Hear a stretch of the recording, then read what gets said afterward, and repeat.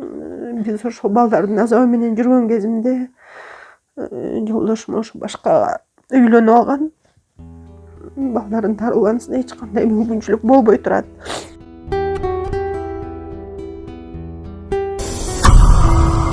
Assalamu alaikum. Биздин фонд дагы да болсо өз ишин улантууда. Кезекте кайрылуубуз Бишкек шаарында жашап жаткан Мерим эжебиздин балдары Раян жана Аян деген ушул экинибизде болмокчу. Бул экинибизге врачтар тарабынан кичинекей кезинде гидросфелия деген диагноз коюлган. Азыркы учурда экөө тең сүйлөй албайт жана баса албайт. Бул экинибизге ошол дары дармектен жана лечениясынан апасы ошол Мерим эжебиз кыйналгандыктан бизге кайрылуу таштаган.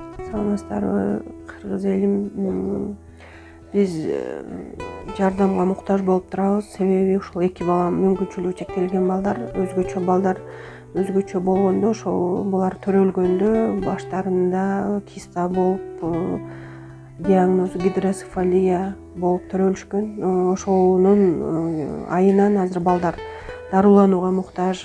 Биз убагында көптөгөн дарыларды иштейт, бирок жылыш болбой келет. Балдарды карап үйгө отурганга туура келет.